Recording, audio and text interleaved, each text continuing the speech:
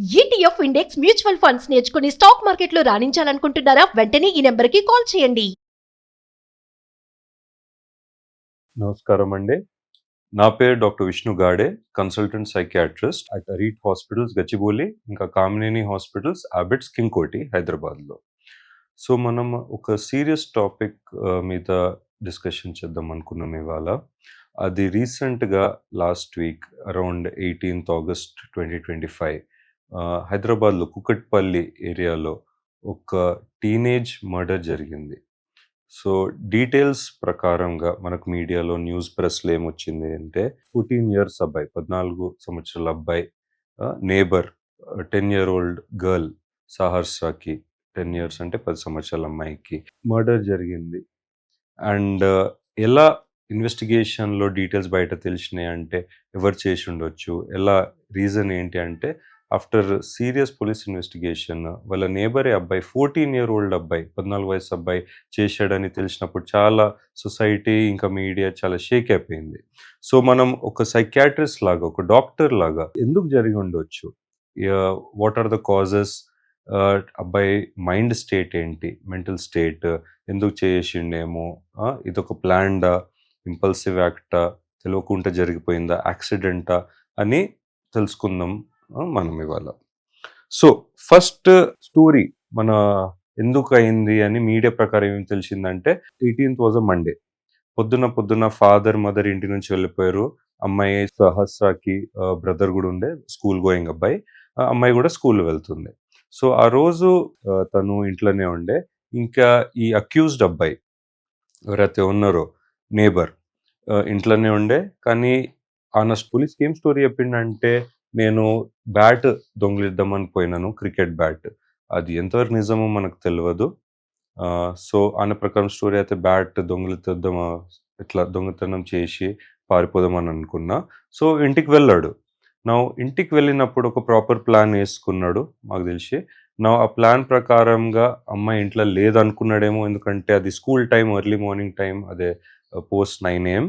And ఇంటికి వెళ్ళినప్పుడు సాడ్గా అమ్మాయి చూసి ఉంటుంది, పట్టుకున్నదేమో వాడికి. అండ్ దాని తర్వాత అబ్బాయి భయపడ్డాడేమో, ఇంపల్సివ్గా ఇప్పుడు ఎస్కేప్ అవ్వాలి, నేను దొరికిపోయినాను, ఏం చేయాలి, ఆ థాట్ ప్రాసెస్లో, ఆ మెంటల్ స్టేట్లో అటాక్ చేశాడు అమ్మాయికి అని అనుకుంటున్నాను.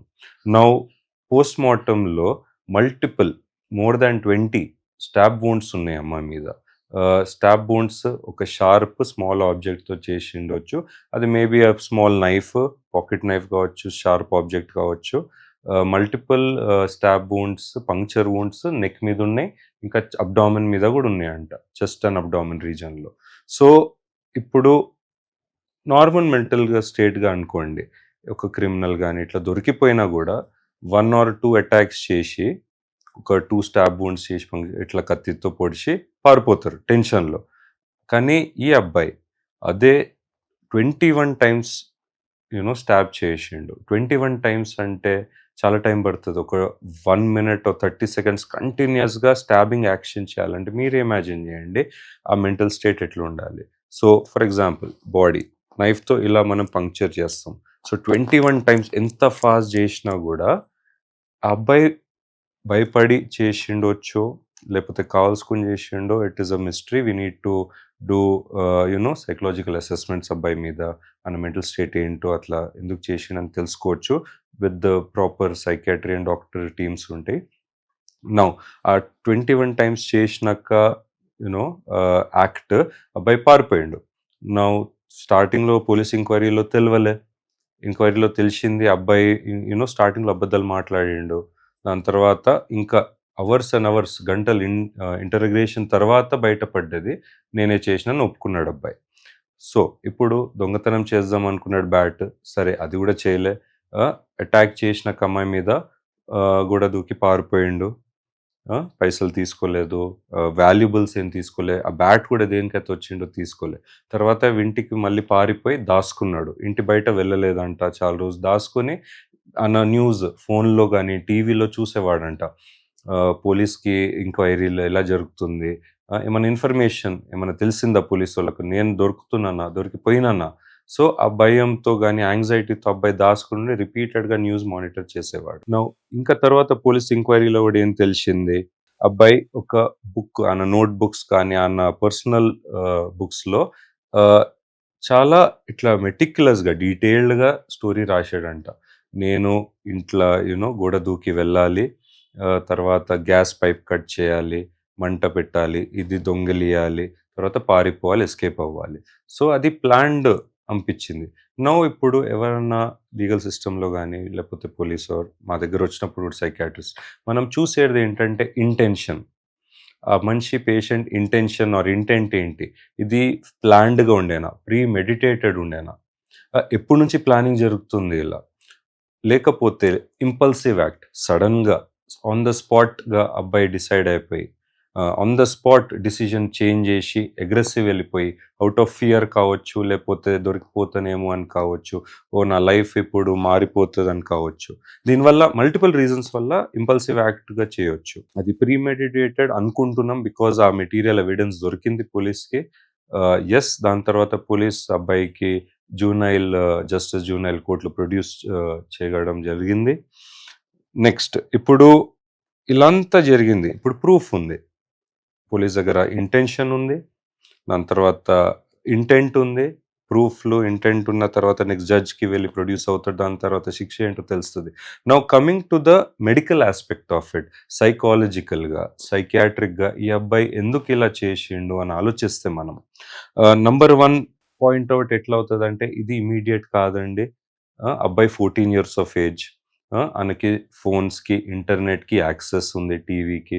సో మల్టిపుల్ టీవీ చూసేవాడు ఏమో, క్రైమ్ షోస్, మన నెట్‌ఫ్లిక్స్ కావచ్చు, అమెజాన్ ప్రైమ్, హాట్‌స్టార్ ఏదైనా కావచ్చు. నౌ ఇంత యంగ్ ఏజ్‌లో మనము ఏం చేయాలి? నేను చాలామంది పేరెంట్స్ కూడా చెప్తానండి.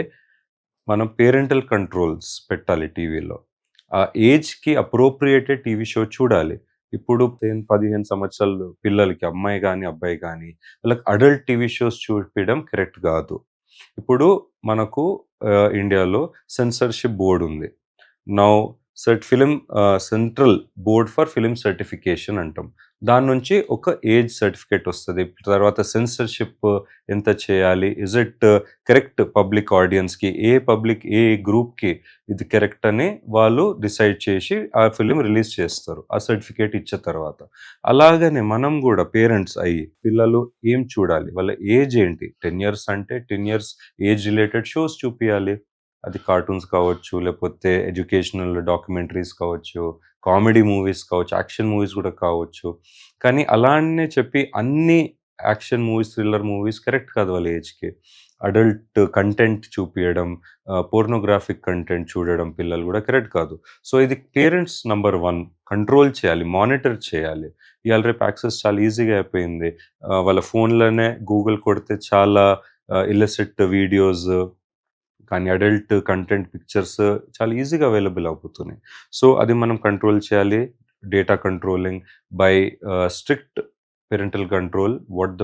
పిల్లలు ఏం వాచ్ చేస్తున్నారు, మానిటర్ చేస్తున్నారు, టీవీలో కూడా ఎలాంటి షోస్ మానిటర్ చేస్తున్నారు, వాళ్ళు ఏం చూస్తున్నారు, వాళ్ళ ఇంట్రెస్ట్ ఏంటి, దాని మీద కన్ను పెట్టాలి. నంబర్ 2 ఏం నోటీస్ చేస్తున్నా అంటే ఈ టీనేజ్ బాయ్స్ ఎస్పెషలీలో, గర్ల్స్ కూడా చాలా మంది వీడియో గేమ్స్ ఆడతారు, అది కామన్ ఈ జనరేషన్‌లో. బట్ బాయ్స్‌లో నేను నోటీస్ చేసేది ఏంటంటే అండి, అరౌండ్ 13-16 ఏజ్ గ్రూప్ వాళ్ళు చాలా అగ్రెసివ్ వైలెంట్ యాక్షన్ గేమ్స్ ఆడుతున్నారు. This can be not to specify by name, but చాలా కామన్‌గా చాలా famous games PUBG, call of duty, war zone, ఇలాంటివి action shooting games, violent games. ఇంకొకటి గ్రాండ్ థెఫ్ట్ ఆటో, జీటీఏ అంటారు.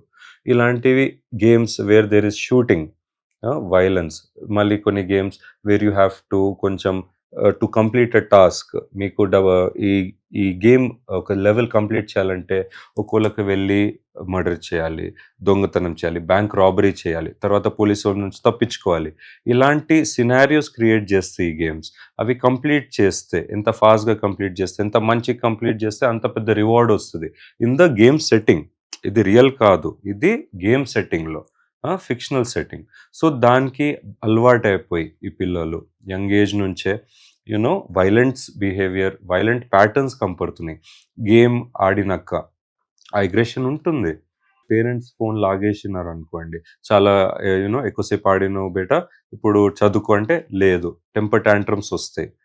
అగ్రెసివ్గా బెదిరియడం కానీ, మీరు నాకు ఫోన్ వాపస్ ఇవ్వకపోతే నేను చదవను, నేను మీకు కొడతాను, నేను నా నా- నేను నాకు సెల్ఫ్కి కొట్టుకుంటాను, హాని చేసుకుంటాను అని బెదిరియడం. తర్వాత ఇరగొట్టడం, డ్యామేజింగ్ ఆబ్జెక్ట్స్ అండ్ ప్రాపర్టీ, అది వాళ్ళ వస్తువులు కావచ్చు, వాళ్ళ పేరెంట్స్ వస్తువులు కావచ్చు, ఇరకొట్టడం కానీ పడేయడం కానీ జరుగుతున్నాయి. టెంపర్ టాంట్రమ్స్ అంటాం ఇది. ఇది ఎలా అయిపోయిందంటే, ఇది చేస్తే పేరెంట్స్ భయపడుతున్నారు. ఓ సరే పోనీ, ఇది ఫోన్ ఇచ్చేసి ఇంకో గంట ఆడుకుంటే అబ్బాయి అరవడు, చేయడు, ఏమి ఇమోషనల్ రియాక్షన్ రావద్దు అని పేరెంట్స్ కూడా ఇట్లా బెండ్ అయిపోయి ఇచ్చేస్తున్నారు పిల్లలు ఏం అడిగినా. సో నంబర్ 2 ఏంటంటే, పేరెంట్స్ స్ట్రిక్ట్ అయిపోవాలండి. వన్ వాజ్ మానిటరింగ్ వాళ్ళ కంటెంట్, ఏదైతే ఈ డిజిటల్ కంటెంట్ వాళ్ళు ఏదైతే కన్స్యూమ్ చేస్తున్నారో అది. Number 2, they have to be strict. ఈ సాఫ్ట్ అయిపోయి ఇమోషనల్గా వాళ్ళు విక్టిమైజ్ అయిపోయి పిల్లలకు అంత ఈజీగా ఫ్రీడమ్ ఇవ్వద్దు. ఈ ఏజ్ గ్రూప్లో చాలా మట్టుగా మనం జాగ్రత్తగా చూసుకోవాలి. ఎందుకంటే వాళ్ళు ఎంత ఒక నెగటివ్ జోన్లో వెళ్తున్నారంటే, అది అలవాటు అయిపోయి కానీ, లేకపోతే పర్సనాలిటీ మోల్డింగ్ అవుతుంది అండ్ పర్సనాలిటీ ఫార్మేషన్ అవుతుంది.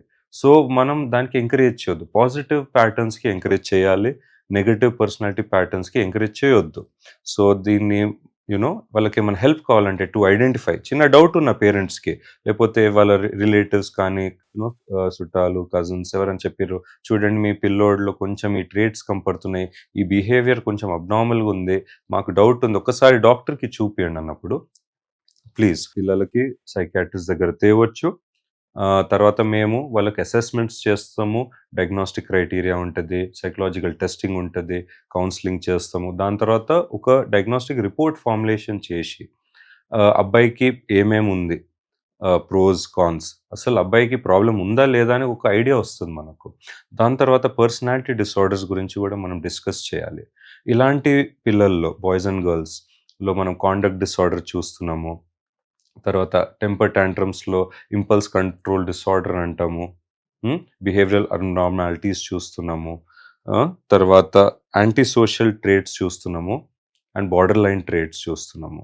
సో ఇవన్నీ ట్రేట్స్ పోయి సివియర్గా పెరుగుతూ పోయి అది పర్సనాలిటీ డిసార్డర్లో కూడా మారొచ్చు అరౌండ్ వన్ దేర్ 18-20.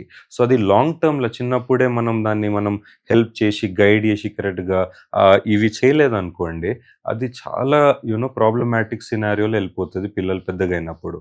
అది ఎర్లీ అడల్ట్హుడ్లో కూడా గట్టిగా అయిపోయి పర్మనెంట్గా అయిపోయి అదొక పార్ట్ ఆఫ్ ద పర్సనాలిటీ అయిపోతుంది. అప్పుడు వాళ్ళకి మార్చడం కొంచెం కష్టం అయిపోతుంది, ఎస్పెషలీ యాంటీ సోషల్ ట్రేట్స్. ఇంకొకటి కూడా ప్రాబ్లం ఏంటంటే, ఎర్లీ టీనేజ్ అడిక్షన్స్. ఇది డ్రగ్స్ కావచ్చు, for example smoking, alcohol, marijuana, గాంజాయి, వీడ్, ఇంకా కొకేన్. సో ఇవన్నిటితో కూడా మనము పిల్లలకి సేఫ్గా పెట్టాలి. చాలా ఎర్లీగా స్కూల్లోనే 9th క్లాస్ 8th క్లాస్లోనే పిల్లలకు చూస్తున్నా వాళ్ళు స్మోకింగ్ స్టార్ట్ చేస్తున్నారు, సిగరెట్స్. మనం దాన్ని కూడా ప్రివెంట్ చేయాలి, కన్ను పెట్టాలి. స్కూల్ టీచర్స్ మనం రెగ్యులర్గా వెళ్ళి మాట్లాడాలి. పేరెంట్స్, బాయ్స్ ఆర్ గర్ల్స్ ఎలా ఉన్నారు క్లాస్ రూమ్లో, వాళ్ళకి ఏమైనా యాంగర్ ఇష్యూస్ ఉన్నాయా, స్కూల్, ఇంటర్మీడియట్ కాలేజెస్లో ఏమైనా గొడవలు చేస్తున్నారా, వీళ్ళు వేరే ఫ్రెండ్స్తో ఎలా ఉన్నారు, టీచర్స్తో ఎలా ఉన్నారు, వాళ్ళ మార్క్ పర్ఫార్మెన్స్ ఎలా ఉంది, ఇవన్నీ మనం మానిటర్ చేస్తూ పోవాలి. చిన్న చిన్న సైన్స్ ఉంటాయండి, స్మాల్ టెల్ సైన్స్ అంటాం. ఈ సైన్స్ వెంటనే క్యాచ్ చేసినప్పుడు మనం ఎర్లీగా ఇంటర్వెన్షన్ చేయడం అవసరము. నెక్స్ట్, సెల్ఫ్ హార్మింగ్ బిహేవియర్ చాలా కామన్ అయిపోతుందండి ఇట్లాంటి పిల్లల్లో. మనము వాళ్ళకు ఫోన్ అడిక్షన్ ఉందనుకోండి, for example Facebook, Instagram, Snapchat, చాలా గంటలు ఫ్రెండ్స్తో మాట్లాడతారు, చాటింగ్ చేస్తారు. ఎస్, వాళ్ళు సబ్జెక్ట్ డిస్కస్ చేస్తున్నారు, కలిసి చదువుకుంటున్నారు, ఎడ్యుకేషనల్గా చేస్తున్నారు అంటే very good.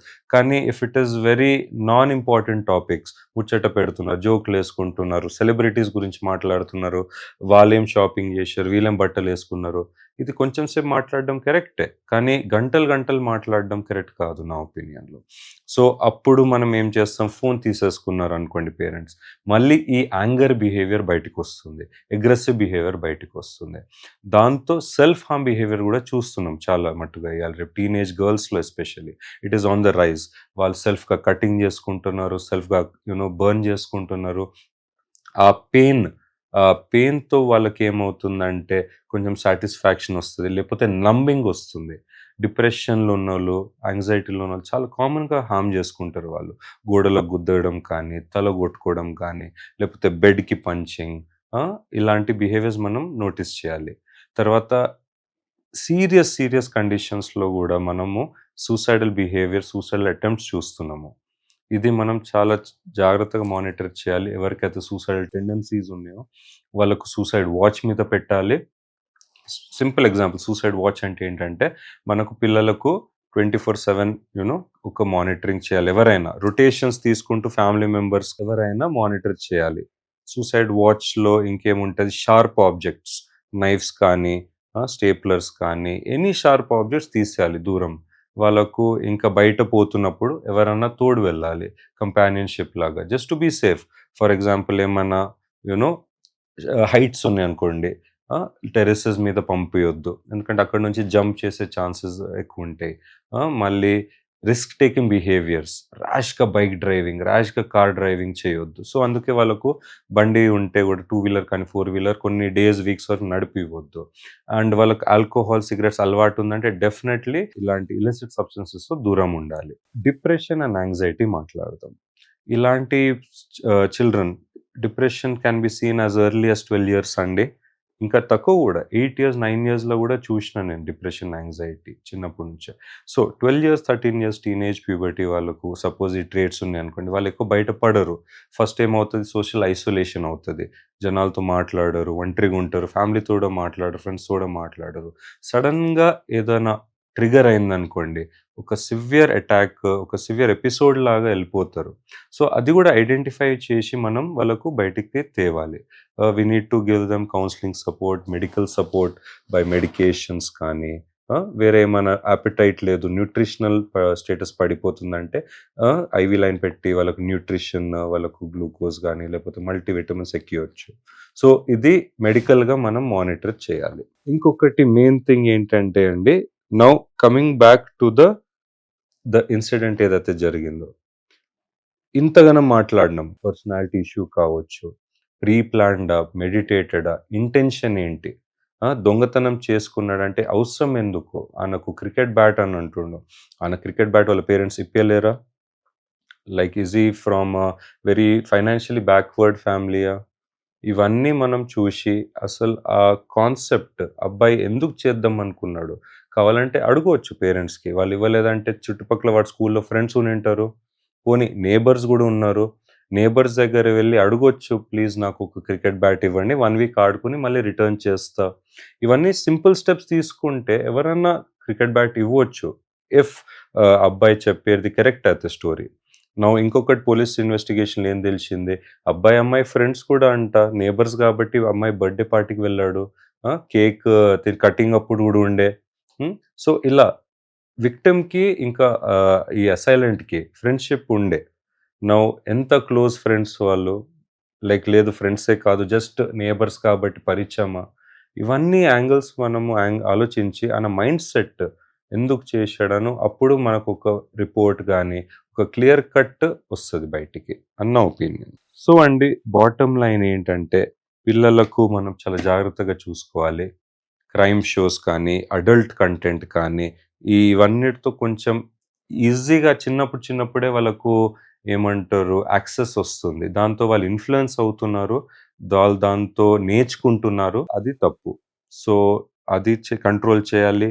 Mobile phone usage control చేయాలి. రెగ్యులర్‌గా టీచర్స్‌తో ట్యూషన్ టీచర్స్ కానీ, స్కూల్ టీచర్స్‌తో కానీ, ఫ్రెండ్స్‌తో కానీ, పేరెంట్స్ అప్డేట్స్ తీసుకోవాలి. మా అబ్బాయి, అమ్మాయి ఎలా ఉన్నారు?